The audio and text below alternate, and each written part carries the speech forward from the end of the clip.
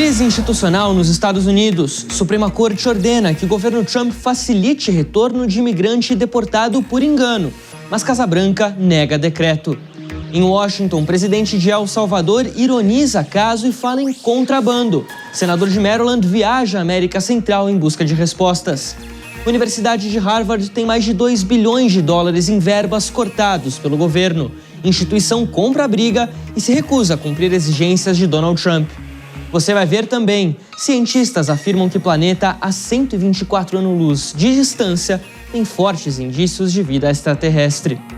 Meu nome é Fabrício Nights, que pela próxima meia hora nós vamos navegar juntos pelos principais assuntos do mundo. O JP Internacional está no ar.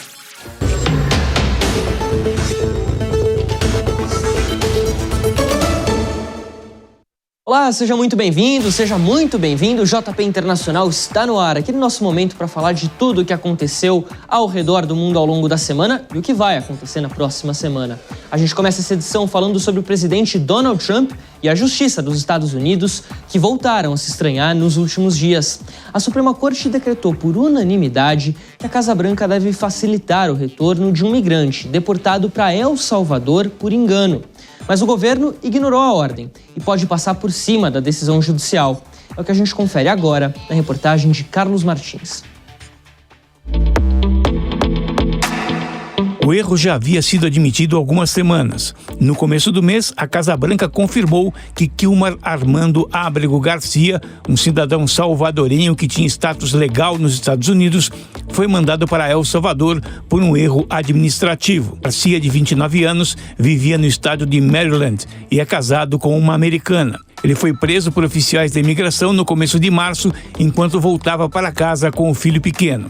3 dias depois, sem passar pelo devido processo legal, ele foi enviado para o CECOT, o Centro de Confinamento de Terrorismo em El Salvador, na América Central.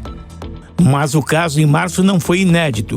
Em 2019, Garcia havia sido detido sob suspeita de pertencer a uma gangue, mas não foi condenado por nenhum crime. Apesar disso, e mesmo tendo admitido o erro, a Casa Branca voltou a afirmar que Garcia é um terrorista e integrante da Mara Salvatrucha, conhecida como MS-13, um grupo criminoso formado por salvadorenhos. A Justiça pressionou o governo federal, mas não teve respostas. Em uma primeira decisão, a juíza Paula Chines ordenou que o executivo enviasse informações sobre Garcia, mas ouviu apenas que a administração não pode corrigir o erro. Depois, por 9-0, a Suprema Corte exigiu que a Casa Branca facilitasse o retorno do salvadorenho, o que também não foi cumprido.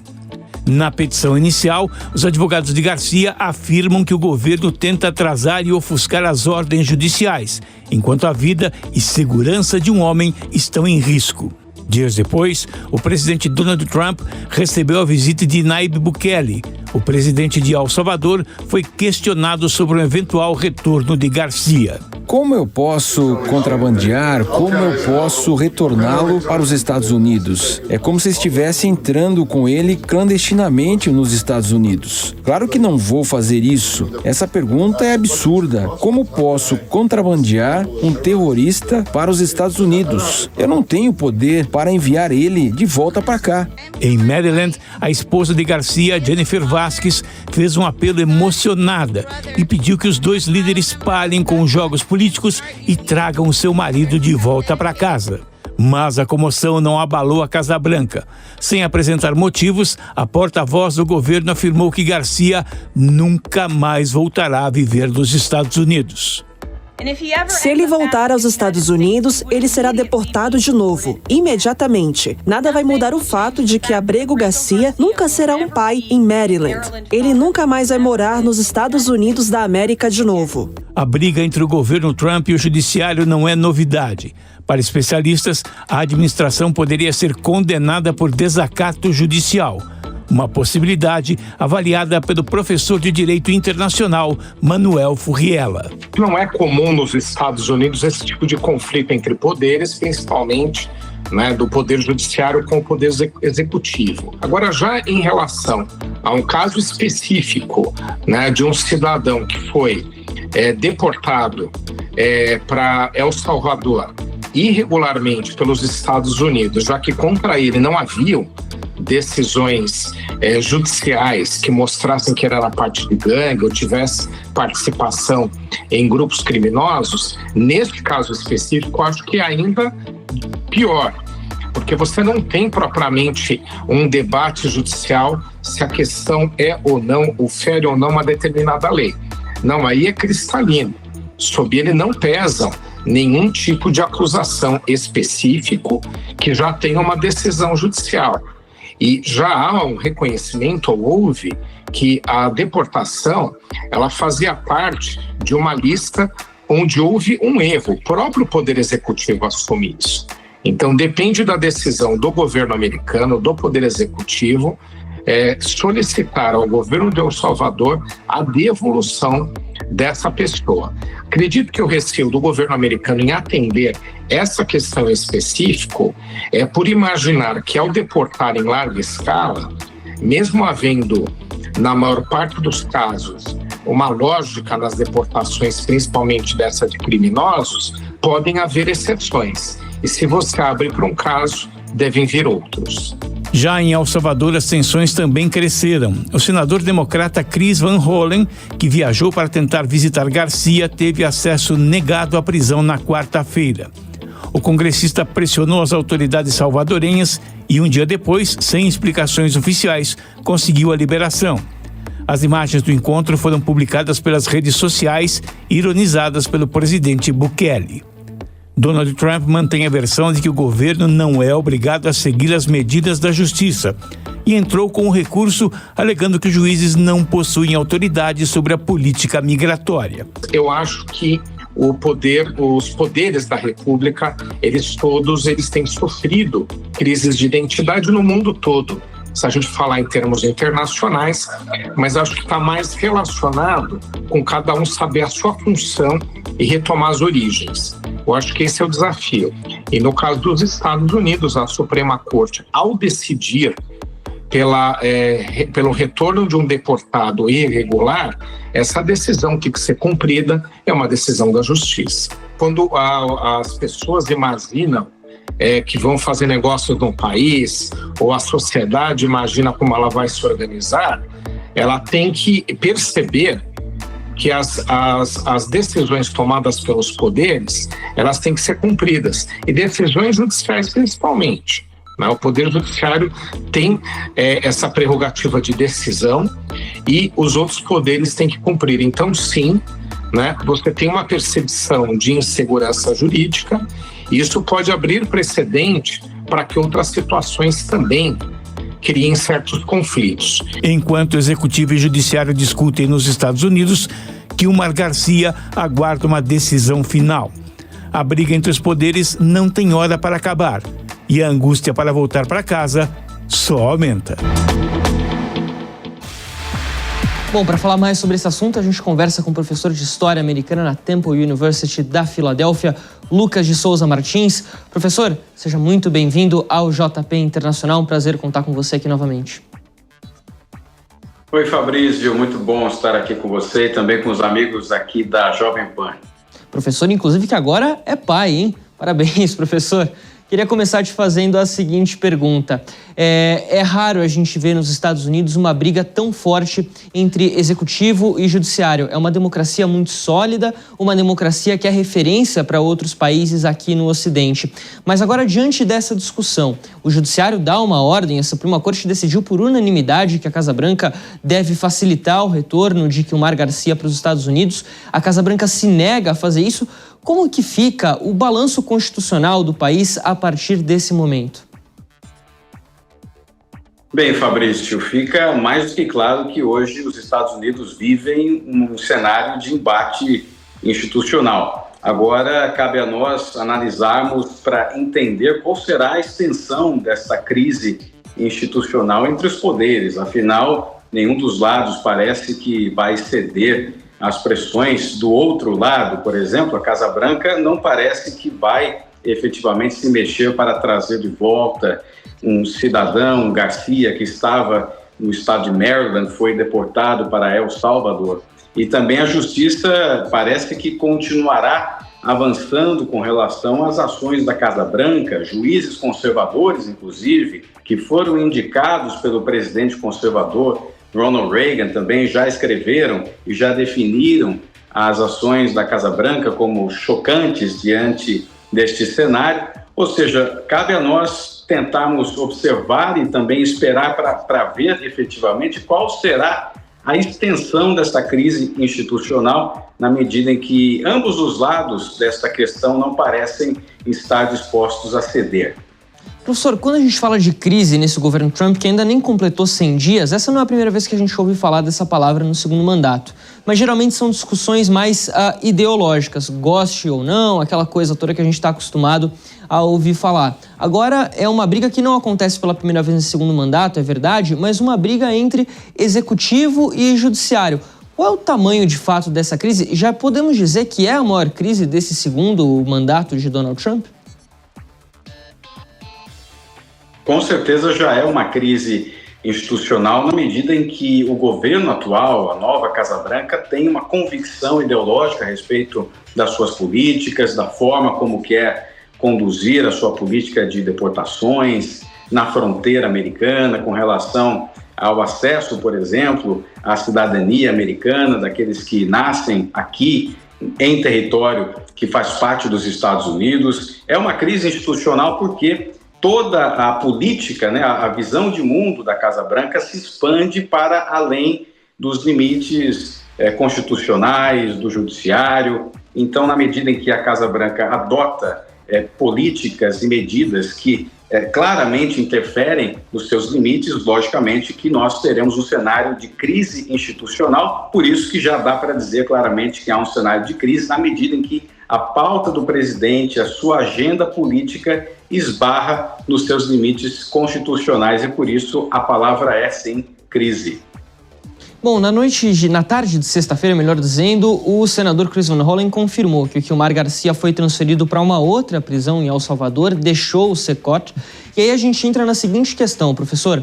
A Casa Branca admitiu que houve um erro administrativo ao enviá-lo, ao deportá-lo para El Salvador, mas tem se recusado a levar Kilmar Garcia de volta. A Casa Branca fala, inclusive, que se ele voltar para o país, ele vai ser deportado imediatamente. Mantém a versão de que ele faz parte de um grupo criminoso. Agora, a partir do momento que eles admitem que houve um erro, por que não levá-lo de volta? Por que não reconduzi-lo aos Estados Unidos? É uma questão de orgulho? O que está por trás? O que a gente pode imaginar que está por trás dessa decisão?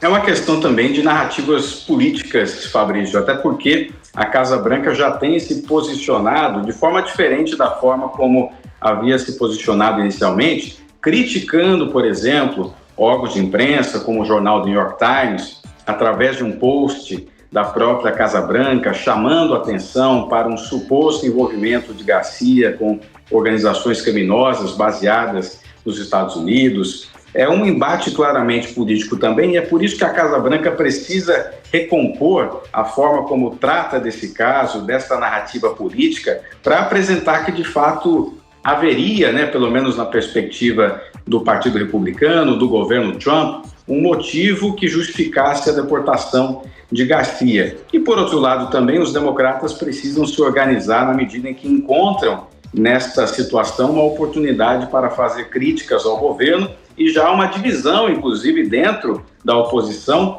sobre a forma como isso deve ser interpretado e também analisado pelas autoridades americanas. Houve também a visita deste senador de Maryland para Garcia, que esteve com Garcia em El Salvador, e também, por outro lado, o governador da Califórnia, inclusive, que é apontado como um possível presidenciável, já sinalizou também que este caso é considerado uma distração, que os principais temas devem ser a economia, ou seja, nós temos uma série de divergências dentro da oposição sobre como isso deve ser interpretado, dando vazão para que Garcia permaneça em El Salvador deportado.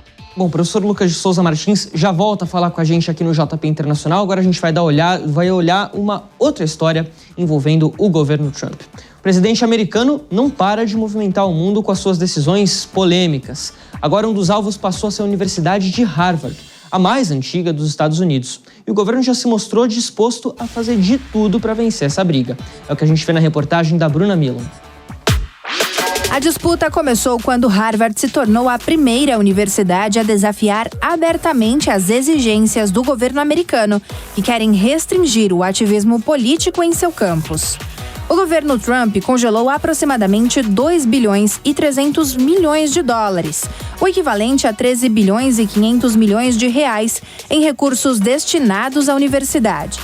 Essa foi a 7ª vez que a administração aplicou esse tipo de sanção contra instituições de elite, como forma de pressioná-las a se alinhar com sua agenda política. Em resposta, Harvard argumentou que as exigências violam a primeira emenda da Constituição dos Estados Unidos, que garante a liberdade de expressão e a autonomia institucional.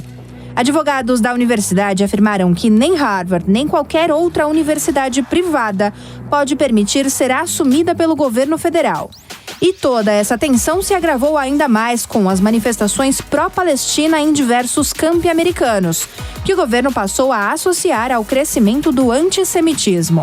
Trump e seus aliados exigem que Harvard aplique punições mais severas a manifestantes, revise critérios de admissão de estudantes estrangeiros considerados hostis aos valores americanos e encerre programas ligados à diversidade, equidade e inclusão. Além disso, o governo acusa a universidade de descumprir exigências legais relacionadas aos direitos civis, uma condição necessária para o recebimento de fundos públicos. Em declarações e nas redes sociais, Trump sugeriu ainda que Harvard pode perder a sua isenção fiscal se continuar promovendo ideologias políticas que ele considera nocivas ou ligadas ao extremismo. A carta de exigências enviada a Harvard é semelhante à que motivou mudanças na Universidade de Columbia sob ameaça de cortes bilionários. A Universidade de Columbia, em Nova York, renunciou e concordou em supervisionar seu departamento do Oriente Médio após ser ameaçada com uma perda de 400 milhões de dólares em verbas federais. O presidente de Harvard, Alan Garber, declarou que as medidas ultrapassam os limites do poder federal e reforçou que cabe à própria comunidade universitária decidir como lidar com seus valores e compromissos. De acordo com a carta escrita por Alan, nenhum governo independente do partido deve ditar o que as universidades privadas podem ensinar, quem podem admitir ou contratar e quais as áreas de pesquisa devem seguir. A resposta institucional ganhou apoio entre acadêmicos, ex-alunos e figuras públicas. Darius Hanson, estudante de Harvard, falou sobre a forma como a direção tem defendido a universidade. Eu adoro isso, acho incrível. Acho que mais escolas em todo o país precisam fazer isso. Quero dizer, isso mostra que vocês não vão se curvar, vocês não vão deixar a liberdade de expressão ser tirada, nem do campus, nem dos alunos, nem de ninguém. Acho que é algo real a se defender. Quero dizer, Harvard existe aqui há 100 anos, antes da fundação do nosso país, e eles continuarão existindo por muito tempo. É uma ótima escola e estou feliz que eles estejam defendendo algo assim. Um grupo de professores entrou com uma ação judicial contra as ordens do governo e espera-se que Harvard também leve o caso à justiça. Barack Obama elogiou publicamente a posição da universidade, chamando-a de repúdio à tentativa desajeitada do governo de sufocar a liberdade acadêmica. Embora Harvard tenha um dos maiores fundos patrimoniais do mundo, parte significativa dele é vinculada a doações específicas e tem o seu uso limitado. Normalmente, a universidade utiliza cerca de 5% desse fundo em seu orçamento anual. A longo prazo, o congelamento de recursos federais pode forçar cortes ou exigir a busca por novas fontes de financiamento. Alguns conservadores argumentam que, se Harvard valoriza tanto sua independência, deveria seguir o exemplo de instituições que recusam verbas públicas para evitar qualquer interferência do governo. Este conflito não envolve apenas Harvard, mas ameaça um modelo tradicional de cooperação entre o governo federal e universidades que dependem de verbas públicas para pesquisas e avanços científicos. Ao transformar o financiamento em ferramenta de pressão ideológica, a administração Trump abre um precedente que pode afetar a liberdade acadêmica em todo o país. A batalha deve seguir no judiciário, com potencial para gerar decisões que moldarão o futuro da relação entre política e educação nos Estados Unidos. E diante de toda a polêmica envolvendo os Estados Unidos e as crescentes tarifas, estudantes americanos têm cada vez mais se candidatado a universidades canadenses ou expressado interesse em estudar ao norte da fronteira. As autoridades do campus de Vancouver da Universidade da Colômbia Britânica disseram que, desde o início do ano, a escola relatou um aumento de 27% nas inscrições de estudantes americanos para a pós-graduação, em comparação com o ano inteiro de 2024. Bom, vamos chamar novamente para a conversa o professor Lucas de Souza Martins. Professor, a gente tem aqui dois cenários. De um lado, o presidente Donald Trump, que pressiona as universidades, não apenas Harvard, mas para elas promoverem uma política que ele acredita ideológica, ali contra políticas de diversidade, acabar com um discurso que ele chama de antissemita, mas em troca os Estados Unidos podem perder ali uma fonte importante de estudos, de pesquisas. Do outro lado, a gente tem a universidade, como no caso agora específico de Harvard, dizendo que não vai abrir mão da sua linha, não vai pressionar os seus alunos e professores, mas podendo perder um financiamento importante, aliás, já perdendo um financiamento muito importante de 2 bilhões de dólares. O que isso representa para a educação americana no ensino superior? Bem, agora estamos diante de uma discussão sobre como as universidades podem se financiar, até porque isso mostra também um tanto da fragilidade de uma série de instituições universitárias americanas com relação à dependência que elas possuem de verbas federais. Harvard foi uma instituição que se posicionou contra as medidas do governo federal por uma razão muito clara. Harvard tem uma posição orçamentária que permite fazer esse tipo de enfrentamento. Quando nós pensamos, por exemplo, na posição de universidades menores, inclusive universidades estaduais, que são públicas, mas que dependem bastante de verbas federais, elas não têm essa possibilidade de fazer uma política de enfrentamento. Por isso que o fato de Harvard se posicionar é uma demonstração da posição que ela tem orçamentária com relação a outras universidades, mas também é um indicativo de que daqui em diante, para manter a sua liberdade de discurso, um distanciamento de qualquer governo federal, elas vão precisar encontrar medidas adicionais para encontrar financiamento para os seus programas. É definitivamente o início de uma nova fase de como funcionam instituições universitárias americanas. Bom, e não dá nem para a gente explicar aqui o tamanho da importância de universidades como Harvard, como o MIT, como Columbia, todas elas que prestam serviços muito importantes, não só para os Estados Unidos, mas para o mundo todo, através de pesquisas, enfim, uma série de coisas. Professor Lucas de Souza Martins, muito obrigado pela sua presença aqui no JP Internacional. Volte sempre, hein? Boa semana, Fabrício, e obrigado pelos votos de boa paternidade. Um abraço a você. Um abraço para você e para toda a família. Bom, vamos agora ver o que aconteceu de mais importante na última semana e o que vai acontecer na próxima semana. É hora do Radar Internacional.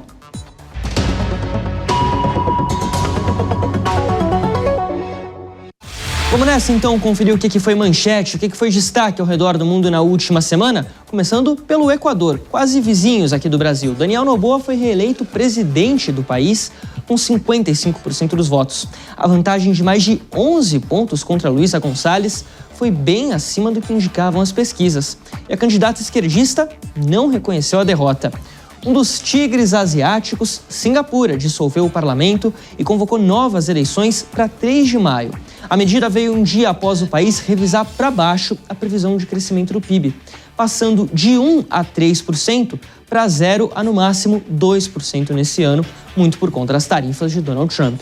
Depois de anos de julgamento, o ex-presidente do Peru, Ollanta Humala, foi condenado a 15 anos de prisão por lavagem de dinheiro no caso Odebrecht e também do governo da Venezuela.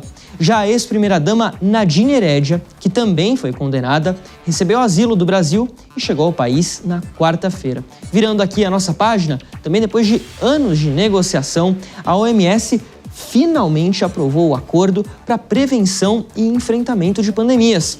O texto inclui a transferência de tecnologias para a fabricação de produtos de saúde em países em desenvolvimento, ou seja, aqueles mais pobres vão receber auxílio para desenvolver vacinas, todo tipo de equipamento necessário para enfrentar uma pandemia, como foi a da Covid-19. O PIB da China teve alta de 5,4% no primeiro trimestre do ano. Os dados vieram acima do esperado, a expectativa era ali na margem dos 5%, impulsionados por uma alta no varejo. Agora o país fica de olho no impacto que as tarifas de Donald Trump podem e devem causar nos próximos meses. Agora, essa história aqui é o máximo. Astrônomos da Universidade de Cambridge, no Reino Unido, detectaram os indícios mais fortes já descobertos até hoje de vida em outro planeta. Esse aqui que a gente está vendo na tela.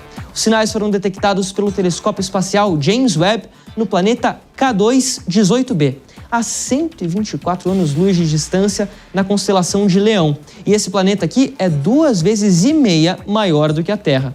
As substâncias encontradas foram as mesmas produzidas por algas marinhas, mas os pesquisadores pediram calma e falaram em mais investigações. Agora a gente vai conferir o que vai ser notícia na próxima semana. Vamos começar pela segunda-feira, nossa agenda da semana que vem. O Google vai passar por um julgamento sobre o monopólio das pesquisas na internet lá nos Estados Unidos. A empresa já foi condenada e o juiz agora deve decidir o que será feito para tornar os mecanismos de busca online mais competitivos. Na quinta-feira, dia 24, o ex-deputado americano George Santos vai receber a sentença após ser condenado por fraude no país. O republicano, que é filho de brasileiros e foi expulso do Congresso por inconsistências no seu currículo, pode pegar até 7 anos de prisão. E a partir de sexta-feira, os gamers americanos vão poder comprar um novo console da Nintendo, o Switch 2, ainda na pré-venda. Esse é o primeiro videogame a ser lançado após o tarifaço de Donald Trump, inclusive teve a data adiada por conta disso, e o preço inicial deve ser de $449, mas os acessórios podem acabar custando bem mais caro do que o planejado. É bom a gente ficar de olho nessas movimentações do mercado. Esse foi o Radar Internacional dessa semana.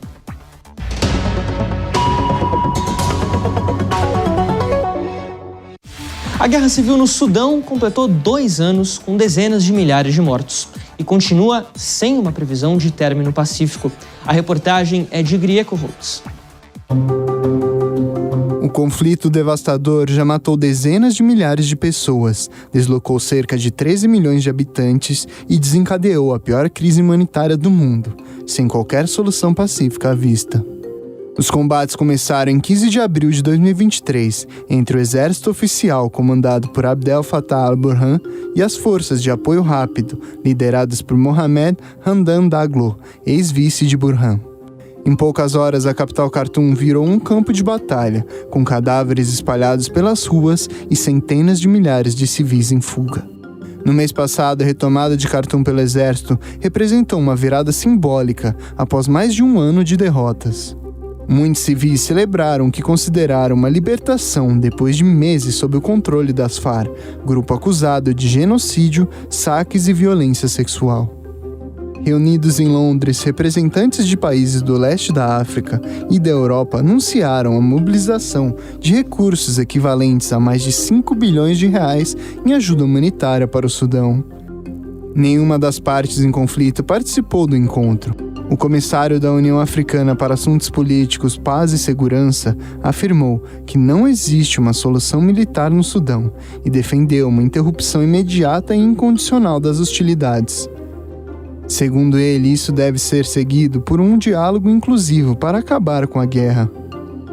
Apesar das perdas na capital, as forças de apoio rápido seguem avançando na região de Darfur, no oeste do país, e agora tentam conquistar El Fasher, a última capital regional ainda sob controle do exército oficial. A região enfrenta escassez extrema de alimentos e abrigos. O número de mortos segue incerto, já que o sistema de saúde colapsou, mas as estimativas apontam para cerca de 150 mil vítimas fatais. Ambos os lados do conflito são acusados de atacar civis, bombardear residências e bloquear o acesso à ajuda humanitária. Quase 25 milhões de pessoas enfrentam insegurança alimentar grave e cerca de 8 milhões estão à beira da fome. No domingo, os paramilitares anunciaram a tomada do campo de deslocados de Zamzam, em Darfur, onde mais de 500 mil pessoas buscavam refúgio. Segundo a ONU, mais de 2 milhões de pessoas podem retornar à capital nos próximos 6 meses, caso as condições de segurança e infraestrutura permitam. O JP Internacional dessa semana de Páscoa vai ficando por aqui, mas olha, entre um ovo de chocolate e o outro, a gente segue de olho em tudo o que acontece ao redor do mundo. Nosso próximo encontro é no sábado que vem e, claro, ao longo de toda a programação da Jovem Pan News. Muito obrigado pela sua companhia, boa Páscoa e até a próxima. A opinião dos nossos comentaristas não reflete necessariamente a opinião do Grupo Jovem Pan de Comunicação.